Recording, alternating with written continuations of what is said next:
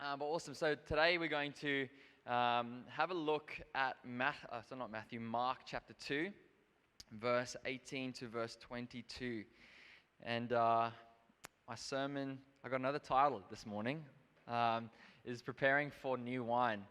And so Mark chapter 2 is all about the new wine that Jesus brought along and the old wineskins that they needed to get rid of. So before I jump into this, just during worship before, I was actually reminded of a dream I had some time ago that the Lord unpacked for me in months following after the dream. When I originally had the dream, I had no idea how to make any sense of it. But let me just encourage you, if you have dreams and you're recording them and you're remembering them, just to sit on them and to keep on praying about them. And when you're in the Lord's presence, just keep on asking Him about it. Because not only does the revelation come from the Lord, but the interpretation comes from Him as well. And so it's really important you stay in that place of asking Him to unpack it for you. And so this dream was one of them where for months I just couldn't figure out what it meant. But then one day I was in here in the church and I was praying, and suddenly it just opened up. And basically what happened in the dream is that I was going back to like the early 1900s or so, and I walked up to this train line where my sister, who in the dream is Taya, who's this worship leader from Hillsong.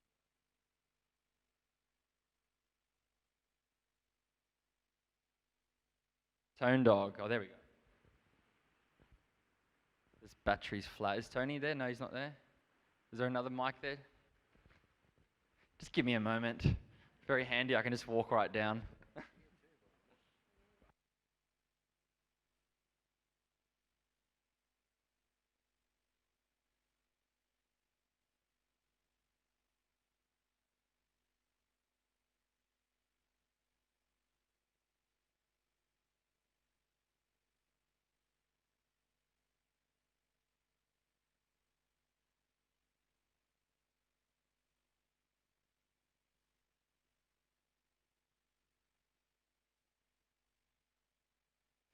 Check. 1, 2. There we go. Problem fixed. And, oh, there's the other mic. Hang on.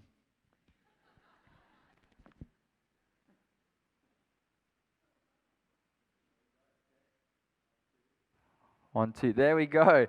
So I did call to worship before, and after call to worship, I mindlessly went and put the mic down over there. And then midway through the songs, when Pat was coming up to do communion, he's like, "Where's the other mic?" And I got no idea where it is, but there we go. What was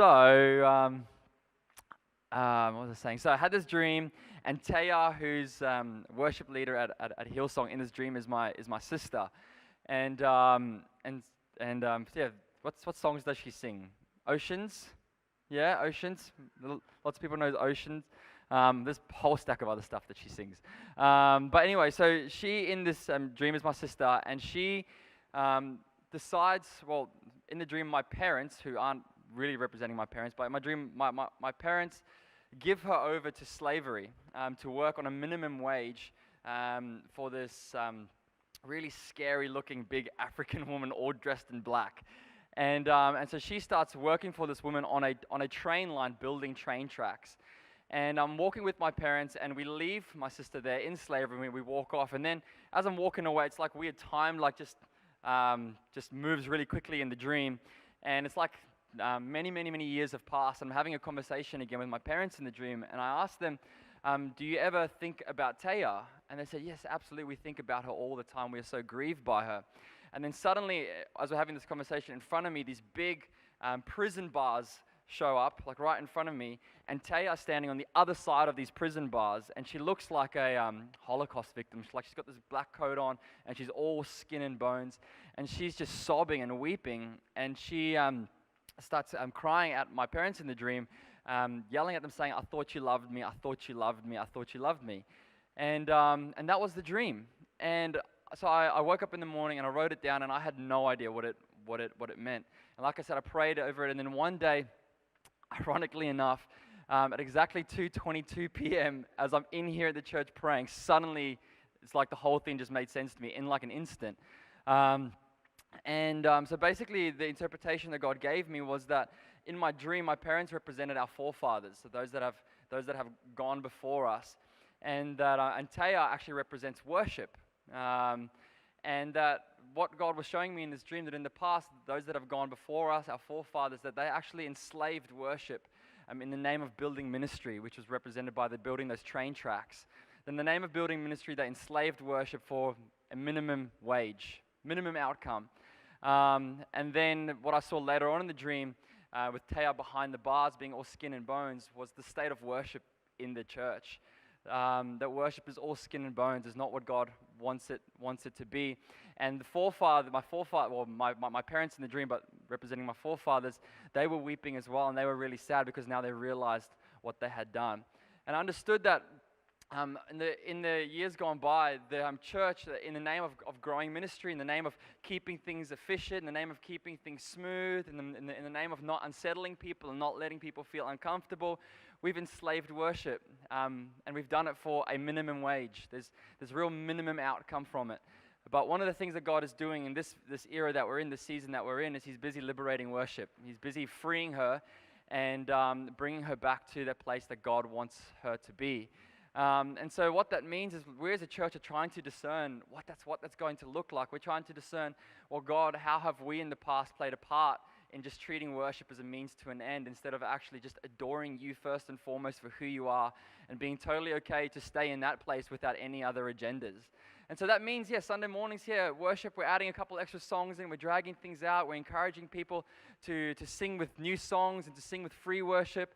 I've said it here before, you're welcome to actually move out of your seats and find some space for yourself if you prefer to move during worship, because we want to get back to saying, hey, God, what do you want from worship? When people come to you and they express their affection and they express their love and they come to adore you, what do you want that to look like? Now, we get pictures of what that looks like when you look at the new heavens and the new earth, and you read Revelation, you see what the saints and the angels and the elders are doing there in the throne room of God. It's God-focused. It's all about Him. It's eyes focused on beholding Him. It's expressive. And so we want to create space for that. Now, of course, that doesn't mean that everyone needs to dance and that everyone needs to shout and that everyone needs to sing a new song. That's not what it means at all. But it does mean that we need to create space for that. And that's just one little aspect of it. Of course, at the heart of it as well, it's like we've been emphasizing here in the last couple of weeks, it's coming back to that place of first love. Coming back to that place of saying, God, I'm in this for you. Full stop. I'm in this because I love you. I'm in this not because of everything that I can get out of you, even though those things are amazing, and even though you're a good father and you love blessing, you love blessing me. You are my first love, and I just love you for you. And of course, that is at the heart of worship. It doesn't matter how great your sound is or how awesome your band is or how expressive you are in worship. If that's not at the heart, then the whole thing is just a clanging cymbal anyway. And so I start on that. I felt like God brought that to mind for me this morning as we jump into this topic of preparing for new wine, because this worship thing that God is doing is just one of the ways that we're going to see Him pour out new wine. So Mark chapter 2, verse 18 through to verse 22. Now John's disciples and the Pharisees were fasting. People came and asked him, why do John's disciples and the Pharisees' disciples fast, but your disciples do not fast? Jesus said to them, the wedding guests cannot fast while the groom is with them, can they? As long as they have the groom with them, they cannot fast. But the time will come when the groom will be taken away from them, and then they will fast on that day. No one sews a patch of unshrunk cloth in an old garment. Otherwise, the new patch pulls away from the old cloth, and a worse tear is made. And no one puts new wine into old wineskins. Otherwise, the wine will burst the skins, and the wine is lost as well as the skins. No new wine is put into... let me rephrase that. I'll change the way I read that. But no new wine is put into fresh wineskins. So, when we started out as a church, started Grace House, one of the first words that God gave us, prophetic words that He gave us, was that He is preparing us for new wine. And so some of you know Elise McNamara. She shows up in quite a few of our stories because of especially in the early days of Grace House starting out, her prophetic gift played a really important role. God kept speaking to her about things at really important junctures when we were seeking Him for guidance. And so most of you here know our story, so I'm not going to go into the whole thing, but basically we had finished up at a previous church that we were at. It came to a real abrupt end, and we were sort of left asking the Lord, what now? What are we supposed to do? What do you want from us? And during that season, in the very much the week after everything came to an abrupt end, God made it really, really clear to us that He actually just wanted us to start gathering again. Now, what I didn't know at that time, what I didn't know at the point when we had the very abrupt ending, was that God had actually spoken to Elise 2 weeks before all of that. Elise had been driving past this building, and she had known that we really wanted this building. Even for years ago, we started praying for this building, and so she knew that. She wasn't a part of our church at that time, but she drove past, she knew about it, and she thought to herself, man, it would be so great if they came over to this church and started meeting in this church. And as she had that thought, God said to her, basically, not yet, because Tianis he told her very specifically that Tianis will actually step down in 2 weeks' time from where he was before. And that's because God wants to give a new wine, and the current wineskin can't hold it. That was the word that God gave her. Now, in the couple days following after the very abrupt ending, Elise contacted me and shared that word with me for the first time. And at the time, it was so incredibly helpful because, like I said, we were just left wondering, God, where are you in all of this? What is going on? What do you want us to do?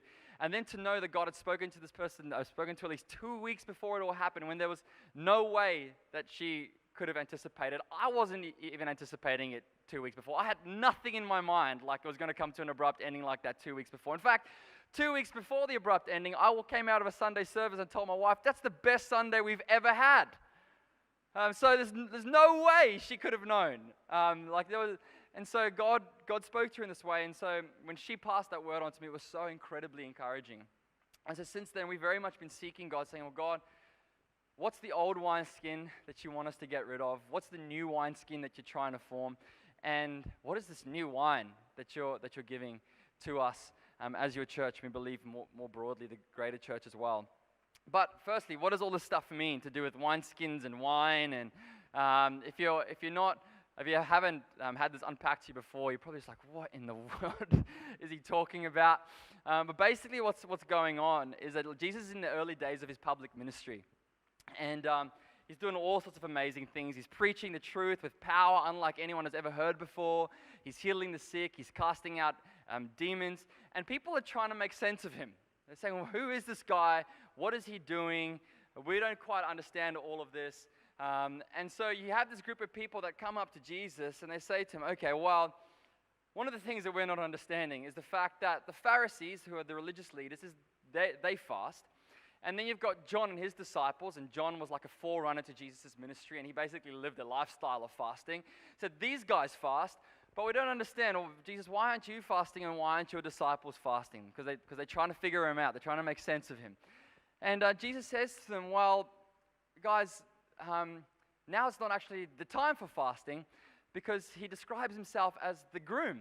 He says that the groom is now here, which implies that the people are the bride, and the groom is now here with his bride. And when the groom is with his bride, it's a time of celebration. It's a time of feasting. It's a time of just enjoying the good gifts that God has given in his creation, just like you would at any wedding ceremony or any sort of celebration of the sort. And so Jesus says this is not really the time for fasting, but then he makes the point. He says there will come a time when the church will actually fast. That's the first thing that we see going on here. I just want to segue a little bit there on that point, that you see in this that fasting is actually a really important discipline. It's a really important rhythm for us as Christians. Jesus came, yes, he made us his own, but now the groom has departed. And in between this time that the groom has departed and the groom is coming back, it's a time of fasting where we are long after our groom. We groan to be with him. We anticipate his future coming. We intercede for more of his presence even now, and to experience him in greater ways, and to go deeper in the place of intimacy. And we do that through fasting. One of the best things that I have done in my Christian journey is to make fasting a regular rhythm. A regular rhythm. I try to have every week a time that I actually fast, where I'm just focusing myself on the Lord. I'm putting aside food and saying, God, just see me putting aside these good gifts of your creation as an expression of how much I long for you, how much I want you, Lord. And it has been so refreshing to have that as a regular thing in my schedule. But not just during a week for a shorter period of time, but trying to fit in longer periods of fasting throughout the year as well. It's incredibly helpful discipline, incredibly helpful rhythm to have. And Jesus tells us here it's actually going to be very much a part of the Christian life until he comes back. But then we see Jesus says, okay, so you're not going to fast because the groom is here. It's a time of celebration. But then he goes on to talk about wineskins. And the first thing that he basically says is that this is he says that you can't, or this is not the time for fasting, because he describes how you wouldn't take a new cloth and stitch it onto an old wineskin. Because basically what is going on here is that you would make wine by taking the grape juice, putting it in a brand new wineskin that is still stretchy, and then the grape juice would actually ferment inside that wineskin and it would turn into wine. But in the process of it turning into wine, that wineskin would be stretched, but then it would also contract and it would become quite firm, and it would become quite brittle, and it could easily break. So if you go and take new cloth and you stitch it onto an old wineskin, what's going to happen is just as the moment that new cloth starts to shrink, just like the original wineskin shrunk, you're going to rip the wineskin apart, and then you're going to end up losing your wineskin, and you're going to lose the wine. And so Jesus' point, he says, you can't take the new things that I'm bringing to you this very moment, the new experiences of God, the new revelations of God, the new encounters with the power of God's kingdom. You can't take all these new things and just superimpose it upon the old system. Because what's going to happen is that new thing is going to get attached to the old, and then in the end, they won't work together, and you'll end up losing the wineskin and the wine. You'll end up losing the old system, and you'll end up losing the new revelation, the new experiences, the new power in the process. That's the first analogy that he gives. And then he talks about the wine, and he says you can't go and take, and verse 22, he says, and no one puts new wine into old wineskins, otherwise the wine will burst the skins, and the wine is lost as well as the skins. No new wine is put into fresh skins. And so it's the exact same point, but just slightly different way of stating it. So you're not going to put the new wine into the old wineskin because it's going to ferment, it's going to become gassy, it's going to try to expand, and then you've got your wineskin burst, and you're losing your wine, you're losing your wineskin again. And so Jesus is just saying to them, saying that so before in the old covenant system, you had certain laws, you had certain practices, you had certain ways of doing fasting, you had certain festivals, you had certain ways of thinking about God, you had certain ways of thinking about his kingdom. And Jesus is saying, I'm actually coming along, and I don't just want to enter into the old system and work within that old system of doing things, within that old covenant. I want to actually come and establish an entirely new covenant where there's going to be fresh revelation, new experiences of God's power, new experiences of his presence, new ways of relating to him in the system of grace, really.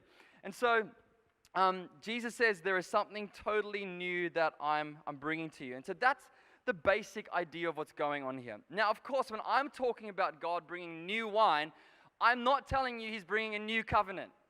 Okay? That's not what I'm saying. Okay, when Jesus was talking about that new wine and the new wineskin here, okay, he was referring specifically to that new covenant and the new things that God was doing in and through that. But if we were to say, okay, so he's not doing a new covenant, that means he's not doing anything new, you're totally wrong. You're totally wrong. So there are some things like this that we see here in the new covenant. That thing's going to be fixed and that thing's not going to change. Things like the gospel. That's not going to change, okay? Who God is, that's not going to change. That Jesus Christ is our Lord and Savior, that's not going to change. That he rose again from the dead, that's not going to change. These things aren't changing.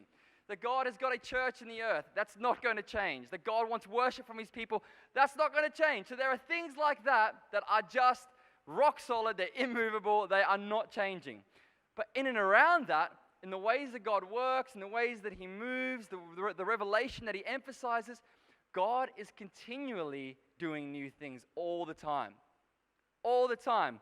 So we go through seasons and we go through eras where God does new things.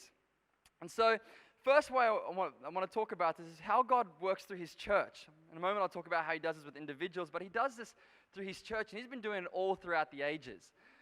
All throughout the ages, God has been working in different ways, in different seasons, in different eras. So what happens is that God moves in a particular season, moves in a particular era. We figure out what he's doing, and then we quickly run and we create a system around it. We try to organize it. We try to create our wineskin in order to host that new wine. And that's not a bad thing. It's a good thing because we want to understand, okay, God, what are you doing? How are you working? And how can we accommodate for that? And so you've got churches creating orders of service. You know, the way that we do church this very day is very different to what the way that the church had a service, if they even thought of it like that, but well, they didn't think of it like that, but the way that they had their gatherings 1,000 years ago, it's very, very different. Or the way that we sing songs to the Lord, or the way that we incorporate music into it, or the way that we gather from house to house to encourage one another and to build one another up. These things have looked very, very different all throughout the ages. And that's because God is continually working in different and new ways. So some examples, as I was thinking about this, that came to mind. One was during the Reformation. They started to actually take the songs that were used in pubs and things like that, just like the common melodies that the people were already aware of. And they took those common melodies and then they actually wrote new lyrics with good theology of worship, and then overlaid those new lyrics to the old songs. So Martin Luther, as an example, wrote songs just like this, and he wholeheartedly believed that the two greatest ways that you influence people for God is that, number one, through the preaching of the word. And he said, number two, it's through songs. You write songs with good theology, and that'll shape the way that people think and the way that they relate to God. And so he used that, those old melodies, and put good theology with it, good words with it, and used it in their worship. Now, of course, someone's going to go do things like that, songs that were sung in the pubs, and people are not going to be very happy about that. Like this is what the heathen do. This is what the non-Christians do. We don't want this music in our gatherings. But God actually blessed it incredibly and really shaped the people's theology. Another example is of George Whitefield and John Wesley, two of the greatest evangelists that have ever walked the face of the earth. I mean, these guys saw hundreds and hundreds and hundreds of thousands of people saved directly underneath their preaching. There are testimonies of George Whitefield standing up to preach, and there were just people as far as the eye could see. Now these guys don't have microphone systems; they're just standing up in the open air, preaching the gospel, and people are getting saved. Now George Whitefield and John Wesley went to the open air to preach, and people were not happy with what they were doing. The church of the day were extremely unimpressed. They tried to ban people from going to their meetings. They tried to spread the word that these guys are not to be trusted. They don't have a certificate to be preaching because preaching should only be done inside the church building. But these guys went to the open air and preached the gospel, and the Spirit of God moved in an incredible way. Another thing that I thought of was the Salvation Army. The Salvation Army as well, under the leadership of William Booth, saw, once again, also hundreds of thousands of people come to know the Lord. Like, the Salvation Army is all across the face of the earth at this very day, and it happened within less than 100 years with them spreading across the earth like that. And but one of the big things that the Salvation Army did in their early days is that they would get these marching bands together. Now, we sometimes see these marching bands at some of our events, and we look at them and go, okay, well, that's a little bit outdated, that's a little bit weird, I don't know why they're doing that. But in their day, it was a really, really novel idea. So what William Booth did is he got together these massive marching bands, and they would march through the heart of the city, through the real low socioeconomic areas where they knew the hurting and the broken and the outcasts were going to be, those who were really struggling in poverty. They would walk these marching bands through these parts of the city, and then as they would march through playing their music, crowds would build up and start following the Salvation Army as they were walking through the city. And then what William Booth instructed the band to do is just to walk straight into an open warehouse. They would walk into the open warehouse, they'd set up at the front, all the people would walk in, and then someone would stand up and start preaching the gospel. Wise as a serpent, gentle as a dove. And all these people were getting saved, and the Spirit of God was moving in the most crazy way. Some of the testimonies of how heavy the glory of God was in those meetings was people couldn't move because the presence of God was so intense as the gospel was being preached. But of course, there were thousands of people as well that were not happy with William Booth. There were newspaper articles going all throughout Great Britain saying that you need to watch out for William Booth, stay away from William Booth, he's not to be trusted, the Salvation Army or of the devil, all sorts of things like that. But God was moving incredibly through it. There's the Great Awakening and the charismatic renewals. And one of the things that have really bothered people in some of the moves of the Spirit is some of the manifestations of the Spirit. Where there are people falling down on the ground, or people getting stuck in trances, or people shaking, or having all sorts of experiences like this. It happened all the way back with Jonathan Edwards in the Great Awakening. He writes about it in his entries of how the Spirit was moving. But you see the exact same sort of thing with the charismatic renewals that have happened in the 1900s and into the 2000s.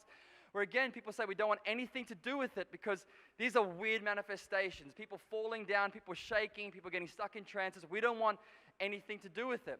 But the Great Awakening was one of the greatest moves of the Spirit that ever swept across North America. And these things were happening as a part of that. And this very day as well, the Charismatic Church is in fact the fastest growing church in the world. And these things are accompanying lots of these moves of the Spirit. So I'm not saying we go and create a theology out, a practice out of it, where every time we gather, everyone's shaking, everyone's falling down, everyone's getting stuck in trances. I'm not saying that, but I am saying that when we create space for the Spirit of God to move, these things sometimes happen. These manifestations show up. And of course, you get all the naysayers that say, no, we don't want anything to do with it. That is new, that is different. You can't point me to the exact verse where it is said that Jehoshaphat shook for 30 minutes and then he got up and he had a renewed mind. You can't point me to that, so I don't want anything to do with it. But we see that these things show up. These things happen when the Spirit of God moves. It's all part of new wine. And so, as God is giving a new wine to Grace House and he's doing it more broadly in his church, what we have to do is we have to make sure that we're coming to the Lord and saying, God, whatever is part of the old wineskin, would you show us? Would you show us what that is, and would you help us to be in tune with what you're doing, to be in the Word, to be prayerful, to be humble, to be eyes fixed on you, so that you can build this new wineskin the way that you want to build this new wineskin, so that we can hold the new wine that you want to give. Now, I've got some ideas of what that looks like, but I know there's far more that I don't know yet about what God is doing. That's the first thing. God does this corporately through his church, through seasons and eras, but then he also does it with us as individuals through different seasons and eras. You might find that as a single, for the ladies in here, you're married. Oh no, sorry. Are you single or married? Let's go with married. You're married and you don't have kids yet. There might be a certain way that spending time with the Lord really works for you. You can stay up late at night and spend a couple of hours with the Lord, or you can get up early in the morning and spend a couple of hours with the Lord. But it's a different story, and I know the mums know where I'm going. Once you've got a couple kids in the house to be taken care of, and spending time with the Lord just doesn't look like it looked before. It's not as easy for you to just slot in 2 hours here in the morning and then slot in another hour in the evening, because all of a sudden you've got all these extra pressures, all these other things, like children screaming for your attention, and it becomes more difficult. And so in a season like that, you go to the Lord, what's the new framework? Like, what's the new structure? What's the new wineskin that you want to form, that you want to shape in my life so that I can hold the wine that you want to give? It's the same with your occupation. You might be right now in what you consider to be a dream job. Maybe you're running your dream business, and you're so satisfied with how the money's coming in, with how the thing is growing, with how the Lord is blessing it. But then all of a sudden, all that seems to dry up, and the favor of the Lord doesn't seem to be on it anymore, and you're left wondering what is going on. Like, this has been working perfectly for the last 10 years. Why the sudden shift in everything?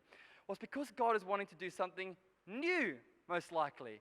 And so it's imperative that you go to the Lord in a moment like that and say, well, God, what's the new thing that you're doing? If you've got new wine that you want to give, how do you want me to change my wineskin so that I can hold that new wine? Now, some of these shifts take place, like every 6 months, there's something small that shifts in your life that needs to be ready for the new thing that God's doing. Some of these things happen in massive scale, where every 10 years or 20 years or 30 years, God brings about these big shifts in your life, and you've got to be ready to respond to what the Lord wants to do. Otherwise, you're going to miss out on the new, exciting thing that he's ready to pour into your life. So not only does it happen with the church through the seasons and eras, it happens with individuals as well. Now the challenge, like I mentioned before, in all of this is letting go of the old. The challenge is letting go of the old. We find this so hard as human beings because we like familiarity, we like our comfort zones. Really, we love being in control. If we're honest, you get used to the one way that God works and the one way that He's showing up. And so we very quickly create a system out of it. We got our paradigm figured out, and then we feel like we're in control. We can sort of box in and create very clear channels the way that God has to work. We love that feeling of control. But of course, that's not how those that are truly of the kingdom worship, right? We worship in spirit and in truth. We follow the Spirit as the wind blows. And so we find it really hard. But you see this all throughout history. You see with Israel. God frees Israel from Egypt, and He's leading them to the promised land. Like He's doing something new. It's incredibly exciting. There's the most amazing things in store for them as God's people. He's going to give them this abundant land flowing with milk and honey. They're going to have victory over all their enemies. They're going to be established and be able to grow as a people. God leads them out into that new thing. And then as they're on the way, what do they complain and say? As they're confronted with the new thing and the challenges involved with it, they say, "Oh, Moses, we'd rather go back. We had it pretty good how we had it before. Will you please let us go back? Let us go back. You and God, you've brought us out here to die. Just let us go back." They preferred the familiarity and the control that they had before over the new thing that God was doing. You see this with Israel. So Israel goes into exile. They're in Babylon. And then 70 years later, God comes along and He says to them, "Okay, you guys are able to go back to Israel now. I'm ready to free you guys from exile. Here's Zerubbabel to come and lead you guys back from exile to go and build a temple once again." And then you've got these thousands of people, thousands of Jews that have now set up life in Babylon, and they say, "We'd rather not go back to Jerusalem. We'd rather not go back to Israel because, to be honest, we sort of like this new thing that God is doing for us here in Babylon, how He set us up and how we've learned some things from this culture, and we've got these new practices that are really exciting. We really like things here. We don't want to go back." And so they miss the new thing that God wants to do. You see it happening as well with the church, as in the new covenant, the story of the church in Galatia, where Paul has to write to them and get these guys to let go of the old covenant. They got all these practices from the old covenant that they're trying to drag into the new covenant. And Paul is saying to them, "Guys, if you keep on holding on to your old stuff, the old covenant practices, you're not going to get the benefits of the new covenant." So the circumcision thing and this feasting thing and your religious practices, just let go of that old things and come into the new thing that God is doing. The same thing happens with the church in Acts. Jesus tells them, "Go to the ends of the earth and preach the gospel to all nations." This is the new thing He's doing. The Spirit's empowering them to go. Instead, what do? They huddle up in Jerusalem. They stay a very tight-knit Jewish community, and they don't go to the ends of the earth. Then there's this moment where God very much supernaturally intervenes and basically twists Peter's arm into going to the Gentiles, to go to Cornelius' house, where angels show up and God speaks and He orchestrates this big thing where Peter ends up at a Gentile's house, and he's barely started preaching the gospel, and the Spirit falls and Gentiles are getting saved. And then they go back and they have a council to figure out whether this is a legitimate move of God. Is God really in this thing? Is this really something that God is doing?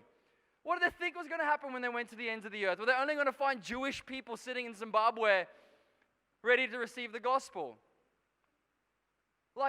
It's continually happening. When God does new things, His people find it so hard to let go of the old things. We like our comfortability. We like feeling like we're in control. And so what are we going to do about this? The first thing that I've been emphasizing, and I'm going to keep emphasizing it, what are we going to do about it, is we will prioritize the presence. Prioritize the presence. We don't prioritize our procedures. We don't prioritize our past methods. We don't prioritize the set way that we're used to doing it. We're following the cloud. That's what's going on. He's brought us out from an old thing. We don't yet know exactly where we're going. We don't yet know what we're going to face. We don't yet know what the challenges are ahead of us. We don't know, but we don't need to know, because if we got the presence, we've got everything we need. And so what we're going to do is keep our eyes fixed on Him, keep on just blessing His heart, ministering to His heart, enjoying His love that He has for us, and letting Him step for step lead us exactly where He wants to take us. No other strings attached, no other agendas. We're just blessing His heart, and then He can do with us what He wants.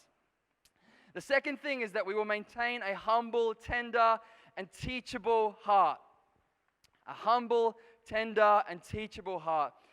None of us ever think that we are going to be the ones that resist the thing that God's doing. Right? None of us think we're those people. In fact, we always think that we've got to figure it out. And when stuff starts happening, we assess this thing, make a bit of a judgment about what's going on, and then we think we got this thing figured out. We know what's going on. We don't ever think we're the ones that's going to try and resist what God's doing. It's exactly what happened with the Pharisees in Jesus' day. And Jesus rebuked them for this point, because we're told in Matthew chapter 23, verse 29 through to verse 32. I think I gave the wrong reference for that, but I'll just read it out for you. Matthew 23, verse 29. It says, "Woe to you, scribes and Pharisees, hypocrites! You build the tombs of the prophets and decorate the graves of the righteous. And you say, if we had lived in the days of our ancestors, we wouldn't have taken part with them in shedding the prophets' blood. So you testify against yourselves that you are descendants of those who murdered the prophets. Fill up then the measure of your ancestors' sin." So he's saying to the Pharisees and scribes, you are going around, building monuments and decorating the tombs and honoring the prophets that have gone before and spoken the word of God. You do all these wonderful things in celebrating the past moves of the Spirit, the past new things that God has done, the past new revelation that He has given to His people. But then when Jesus shows up on the scene, God incarnate, God in flesh, the Word made manifest there right in front of their eyes, what do? They resist what God is doing. And He basically calls them out and says that you guys are hypocrites. You think that you're not the type of people that would resist what God is doing, but the fact that you're resisting me is the proof that you have hardened hearts and that you are the ones that would have back then also persecuted the prophets. So in the same way, I can talk here today about the Great Awakening and what happened with Jonathan Edwards and the outpouring of the Spirit. I can talk about William Booth and what the Salvation Army did. And I can talk about the open air preaching and all these things. And we look back at it and we go, oh, man, how silly of them to have resisted open air preaching. Oh, what were they thinking? Man, that's so silly. Or, William Booth, what were they thinking doing marching bands down the streets? And people resisting that. What's so bad about marching bands? We look back like that and we think that we wouldn't be the ones that would resist. But we don't realize that we've actually got pride stored up in our hearts even right now, that we're not humble, we're not tender, we're not ready to receive what the Lord wants to do in this new thing that He's doing, and we'll actually end up being the ones that resist. And so what do? We continue to just cultivate that humble, teachable, tender heart before the Lord. So God, whatever this new thing is that you're leading me into, I want to be ready to respond and not be like the hypocrites. And then the last thing is we follow Him like a child. When I take my kids to the shops, they don't have any idea where we're going. Any idea. And Judson might have some idea. He's actually pretty good with directions. But Levi, that guy's got no idea with directions. Just this week we went on holiday and we took him into to the resort's pool area. And there's 2 gates, right, in this pool area that you come in from. Right, we came in very evidently from this side of the pool area, and there's a gate on the other side, heading towards a bush. There's nothing out that side. We finish swimming, and he jumps up and goes straight for that gate, where the bush is. And he's like that in the shops. If you lose him for a couple of seconds, you got to find him straight away, because he's going to be lost at sea. He's going to have no idea where to go. But your kids, you take them into the shopping centers, you take them into these public spaces, and just because they are with you, they're totally confident. They're not worried, they're not concerned, they're not unsettled, because they know that their mom or their dad, they've got this under control, and so they're happy to just follow as a child would follow. That's exactly what we have to be like with the Lord. Just follow like kids. When God says do this, don't ask questions. When God says go here, just trust He's got the best intention in His heart for you. He never wants to bring anything bad across your path. He only wants to bless you. He only wants to lead you into better, greater, more exciting, more good things. So just follow. Follow Him like a child. You don't need to have all the answers. You don't need to have it all figured out. Just stay close to Him. That's the one answer that you need. And so Psalm 80, Psalm 81, I just want to read to you a part here, part of the Psalm. So Psalm 81, verse 10 to verse 16. It says, I am the Lord your God who brought you up from the land of Egypt. Open your mouth wide and I will fill it. But my people did not listen to my voice. Israel did not obey me. So I gave them over to their stubborn hearts to follow their own plans.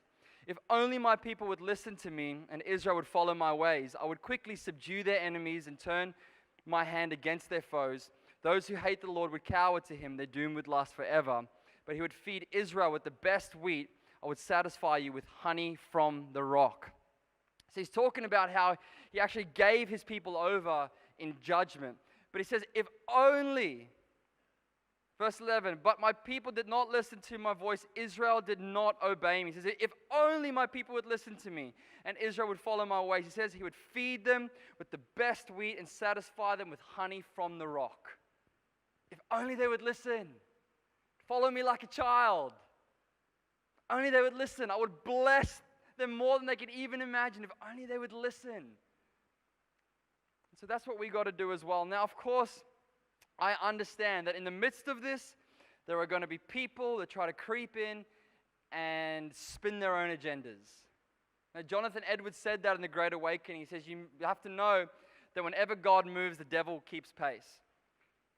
Whenever God's doing something new and something exciting, there's a whole bunch of people, false apostles, false prophets, false teachers that sneak in with their own agendas. It's stuff that's going to be centered around them, building their own little kingdoms and not actually following what the Lord is doing. So I know that's going to happen. So I'm not saying just go with every feeling that you have, every preacher that says here's a new thing, every new method of doing stuff. I'm not saying that. I'm not saying that you suspend your thinking and just open up your heart to whatever. I'm not saying that. I know there's going to be a whole bunch of false things, and we need to be careful to be discerning and to be evaluating these things and to be asking the Lord to guide us through it. But it is possible to have a humble, tender, teachable spirit towards the Lord and what He's doing, and at the same time to be discerning. It is actually possible.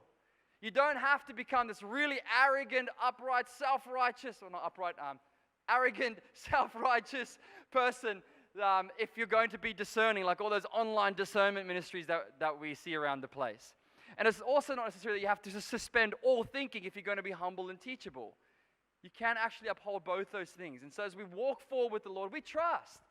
If we're staying close with Him, He'll show us, hey, beware of this, watch out for that.